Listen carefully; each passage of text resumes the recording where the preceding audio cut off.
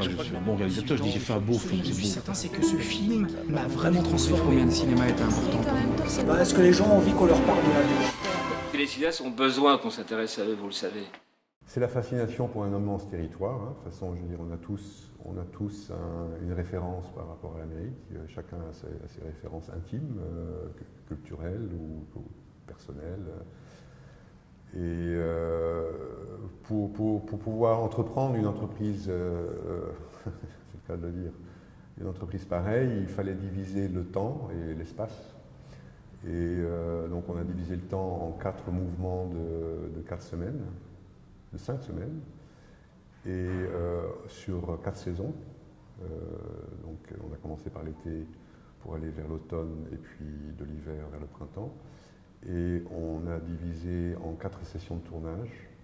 Il fallait un territoire, et ce territoire c'est devenu les lieux qui s'appellent Amsterdam, qui définissent donc un champ d'études, si vous voulez, et une trajectoire et un espace qui est l'espace américain, mais défini par un nom. Donc c'est totalement arbitraire. Ça nous a permis de découvrir une réalité américaine, qui est la réalité de l'Amérique provinciale, que d'aucuns nomment, Europe tient beaucoup à cette terminologie-là, il a raison, Small Town America. On passait dans les radios locales, et les gens savaient qu'on allait venir. Et donc, quand on venait, ils étaient un peu gênés parce qu'il n'y avait parfois rien à dire. Parce que dans les petits villages, disons, on n'a pas de. Peut-être ça a commencé avec un Hollandais, puis un Allemand, puis un Suisse, et puis les Hollandais sont déjà longtemps partis. Donc les gens disent oui, mais on ne peut rien vous dire. Et en fait, le fait qu'ils ne savent rien nous dire, nous amener, leur stimulait quelque part de dire autre chose, qui était beaucoup plus intéressant que d'aller parler de l'histoire, disons, l'histoire morte. Donc je dirais, Amsterdam était aussi une sorte d'outil, une sorte de clé de l'entrée dans les... On venait là-bas avec... On ne venait pas comme des gens qui allaient voir l'Amérique profonde, non, on venait à Amsterdam pour quelque chose que les gens ne savaient pas donner. Ce qu'on a aussi appris, je dirais, c'est que la notion de bled, qu'on pratique ici en Belgique, n'est pas vraiment applicable là-bas. Parce que les gens ne sont pas du tout dans une forme d'admiration de la grande ville. Ils sont préoccupés par eux-mêmes, par leur propre histoire. Ils ont la télé pour voir, mais ils ne sont pas du tout comme nous d'aller une journée, une fois par an à Paris ou quand on habite en province. Pas du tout. Donc il y a une sorte de vie qui suffit quelque part. Et pour ça que nous, on a appliqué ça dans une façon cinématographique. On n'a pas traité différemment New York, Nouvelle-Amsterdam, que Amsterdam, Indiana, où il y a un habitant. C'est aussi important. Et on a même traduit ça dans un langage cinématographique qui est qu'au lieu de filmer les gens avec comme arrière-plan leur bled, ou leur situation difficile, ou le boulanger avec la boulangerie derrière, on a dit non, on ne va pas faire ça, parce que ça donne une image trop facile. On va isoler les gens, on va les mettre dans le noir, comme ça ils peuvent raconter totalement libre leur histoire. Et l'histoire du boulanger et l'histoire de quelqu'un qui est paumé ou quelqu'un qui est riche est aussi important, en fait. Donc c'est une façon très radicale de les isoler, comme s'ils sont dans un espace en fait commun qui est la Small Town America.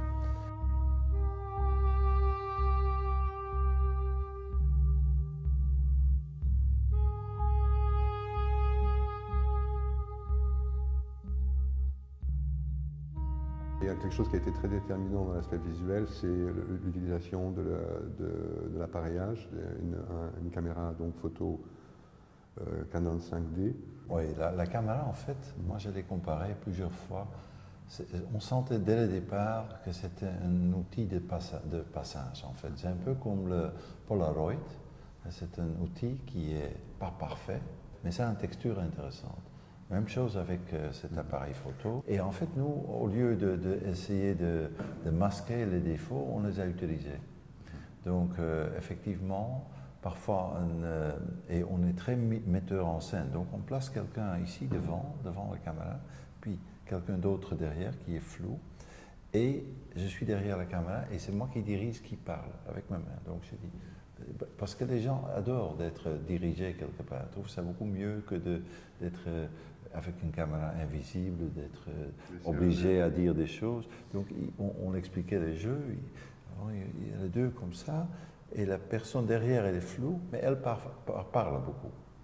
Donc, j'ai dit, oui, tu parles. La personne parle. Par exemple, un fils et sa maman. Le fils, il est tout près et il sait qu'il ne peut pas contredire parce que s'il se tourne, ça ne sera pas poli.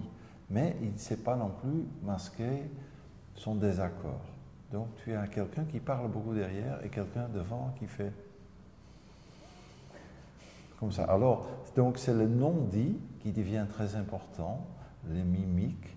Et ça crée une certaine tension d'isoler deux personnages dans une ambiance noire, quelque part. I guess one of the really fortunate things that both Derek and I have together is the fact that we're healthy enough to work on the boats and we don't have physical ailments that impair us. Well, we're both alcoholics, I guess. Well, that doesn't count. That makes the boat building better. Normalement, on perçoit souvent une interview juste comme un transport de données. Et dans le montage, on coupe tout qui n'est pas possible. Mais nous, on est des fervents de plans séquences, on est tous les deux profs, et on aime bien le montage dans le plan, on aime bien la durée, on aime bien de confronter les spectateurs avec l'imperfection. Comme ça, il y a un travail à faire. Et ça crée parfois quelque chose de malaise, mais qui est compensé par la maîtrise qu'on a dans la lumière et le fait qu'on utilise pleinement ce goodbye shot avec musique et tout ça. Donc on a des moments de... Oui, on est dans cette intimité, dans le noir avec des gens, et puis on a de nouveau la musique, on part. Donc c'est cette structure un peu d'alternance en fait. On est parti avec un mot en anglais qui est le mot strange. Mystérieux, strange, qui est en fait un grand défi parce qu'on arrive dans un continent qu'on est censé connaître et il n'y a rien qui est si normal que la langue anglaise. Et pourtant, on a tenu ce mot dans la mise en scène, mais on a été bien servi aussi par des personnages qu'on s'est dit encore étranges. Donne un exemple. On boit un café dans vraiment un point perdu dans le nord de la Montana. On prend un café au Starbucks, comme tout Américain a fait, et on est servi par une serveuse qu'on n'a même à peine pas vue, parce qu'il y en a tellement, et parle un petit peu avec elle, elle demande qu'est-ce qu'on fait, elle avait 5 minutes, et il y avait quelque chose à dire, elle avait 19 ans. Elle n'a pas fait de l'UNIF, elle a été plutôt passé un peu compliqué, familial. Et on a fait une interview avec elle. Et c'est ça qui est l'avantage d'être dans le noir avec une caméra et de regarder la caméra, la personne regarde à l'intérieur de la caméra. On était presque en train de voir un film. Et cette fille de 19 ans fait une analyse de l'Amérique que je ne saurais pas reproduire, moi. Mais elle donne la chair de poule et en plus elle est une sorte d'attaque sur la génération. Notre génération de ses parents. Et en fait, elle parle et ça n'a pas de sens, si on veut dire, mais ça donne un travail au spectateur. And my generation, we've all seen the recession. We saw our parents get our houses taken away. We saw everyone's parents get divorced. We saw people's parents go crazy. We saw, money come in and money just go, just like in the snap of a finger. I think my generation has that hatred towards the older generation because of what we're left with. It's money. Most people just want money. And they don't appreciate people as they are, I guess. They appreciate what they can get out of them. But that's not what life is about. It's just about meeting other people and hearing their stories. It's not about money. It's not about where you live or how big your house is. And I just think that going to another country, seeing it completely different. Donc c'est un personnage immobile, quelque part, qui ne peut pas faire autre chose que travailler dans le Starbucks. Dans le film, elle devient grand. Pour moi, elle est le meilleur personnage du film. Et tout à coup, donc, elle dépasse son... En fait, c'est pour dire, tout le monde peut devenir un grand personnage. Il suffit de le sortir de son lieu déterminant. On aurait très bien pu le filmer dans son Starbucks, ça n'aurait rien donné. Mais le fait qu'on lui a donné une place, disons, plus grande dans le film, et on a fait une mise en scène dehors, tout à coup, ce personnage qu'on n'aurait jamais vu, invisible, devient super visible, fascinant aussi. On a essayé de contacter des artistes ou des écrivains d'un certain renom. On a contacté James Jarmusch sans réaction, on a contacté Paul Auster qui nous a dit qu'il n'avait pas le temps, etc. Et on a contacté Russell Banks parce qu'il avait écrit un petit opuscule qui est une vision, sa vision de l'Amérique. Et j'avais lu ce truc et je me dis tiens, ce serait intéressant de rencontrer ce bonhomme dont on avait lu un ou deux romans et vu le film aussi adapté de Tommy Goyan, comment ça s'appelle déjà? The Beau Lendemain. The Beau Lendemain. Sweet Hereafter. C'est Sweet Hereafter. Et alors, comme il y avait cette relation cinéma-écriture, et que quand on lui a écrit, il a très très gentiment répondu oui, pourquoi pas, parce que c'est quand même quelqu'un qui est très sollicité aussi. Et donc voilà, on l'a rencontré, et c'était intéressant d'avoir de son point de vue, qui aussi, lui aussi, il a beaucoup sillonné l'Amérique, très jeune, il a raconté ça, on n'a pas gardé tout dans l'interview, dans le film, mais dans l'interview originale, il n'a pas beaucoup parlé de sa jeunesse, et il a énormément voyagé aux États-Unis. Et ça nous intéressait d'avoir, c'est quoi le point de vue de quelqu'un justement qui est né là, qui a sillonné l'Amérique. Qui a vu changer. Qui l'a vu changer, parce qu'il a donc autour des 70, 75 ans, je crois 70 ans, je crois que je le vis un peu trop, autour de 70 ans, et qui était un écrivain engagé aussi dans tous les mouvements, surtout des années 60-70. Et donc voilà, c'est quoi le point de vue d'un type qui fouille son approche de l'Amérique au travers de ses romans. Et voilà, ça c'était le désir de rencontrer. C'est quoi ce regard-là?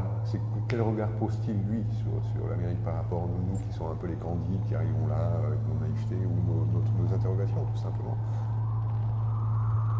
I think that in my lifetime, I've seen Americans become decent and kindly in terms of race in a way they weren't when I was young.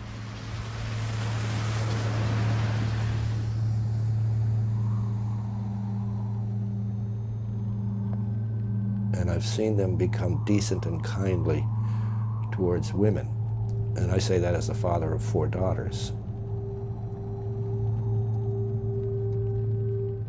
And I've seen them become more decent and kindly towards gay people and lesbians, gay men and lesbians.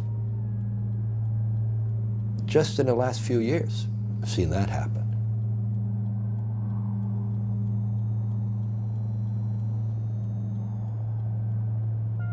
The American people themselves, I think, will continue to be, and maybe increasingly so, a decent and generous and tolerant people.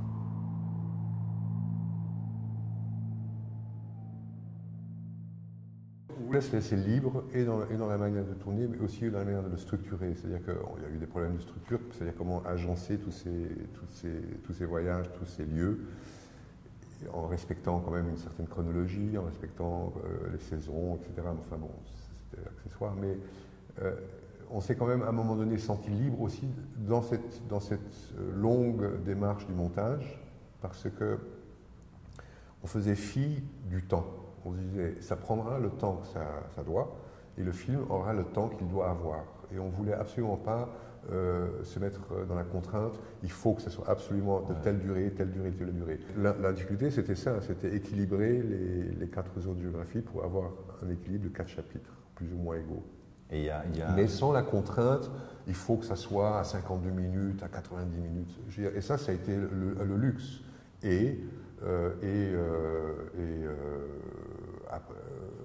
On a apprécié aussi la RTBF qui a quand même dit au début c'était pas du tout le but d'avoir 6 heures. Qui dit bon, ok, on relève le pari. Ce qu'on a trouvé quand même relativement chapeau, quoi. Puis j'aime bien les films longs, je veux dire. Moi j'aimais bien l'époque des Cyberberg qui duraient aussi quelques heures, et ou les Heimat qui aussi c'est des longs épisodes. On peut vraiment se laisser porter dans le film et se laisser dériver presque dans le film. Amsterdam Stories USA, c'est un film où aussi on peut à la limite dormir 10 minutes et revenir dans le voyage, se reconnecter si on veut. Je veux dire, c'est une vraie expérience en fait. On le voulait comme tel. On s'expérimente nous-mêmes, on expérimente notre approche avec les États-Unis, on expérimente une forme et on expérimente une proposition finale pour l'offrir aux spectateurs, et on verra ce qui se passe. C'est comme ça qu'on le vit. Alors, c'est des choses qui sont totalement, c'est presque, j'exagère en disant ça, c'est un peu donc gigantesque, parce que c'est se confronter justement à toutes ces problématiques des grilles, de la distribution, des durées commerciales, etc. Voilà, c'est un pari. Et drôlement, moi, si on me demande de faire un résumé de ce film de 6 heures, moi je dirais que c'est une photographie. Donc une photographie, en général, ça ne dure pas longtemps. C'est une photographie contemporaine des États-Unis. 2 + 2 = 4. My little hoodoo will keep you coming back for more. I'm your hoodoo woman. I ain't got nothing but love for you. I'm your hoodoo woman. I make all your dreams come true. 8 + 3 = 11. My hoodoo will make you feel like you just walked into heaven. I'm your hoodoo woman. That's what I do. I'm your hoodoo woman. I make all your dreams come true. I'm your hoodoo woman. I'm your hoodoo woman. I'm your hoodoo woman. Maintenant, on se confronte à la réalité de la distribution, qui est un peu plus difficile, évidemment, mais on a été à 2 festivals, et les 2 festivals ont remporté un prix, ce qui fait toujours plaisir, évidemment, ça rassure d'une certaine manière. Maintenant, il faut que le film poursuive sa carrière, mais je pense que c'est quelque chose qui va se faire sur la durée. C'est un document, de toute façon, c'est un état, à un certain moment dans le temps et dans l'espace, tout simplement. Et on verra comment tout ça va évoluer, mais on est assez serein par rapport à ça. C'est-à-dire que maintenant, ce qu'on aimerait, on est curieux, maintenant il va commencer à faire son voyage aux États-Unis, le film. Donc, comment le film va être interprété. Ce qui nous intéresse maintenant, c'est l'écho, c'est le retour. On a commencé le film ici, à New Amsterdam, New York, et puis on est descendu. On a fait d'abord le côté est, ici Amsterdam, Upstate New York. On a fait ce qu'on appelle l'East. Et puis le prochain voyage, c'était vers le sud, Georgia, Mississippi, Louisiana, puis le Texas, ça c'est le sud. Et puis on a été vers la partie la plus étrange des États-Unis, moi je dirais le Midwest. Donc c'est l'Indiana, le Wisconsin, Iowa. Et alors ça c'est la partie Midwest. Et puis ici c'est le West, c'est le Montana, le Idaho, c'est le Nevada ici, Las Vegas et Californie.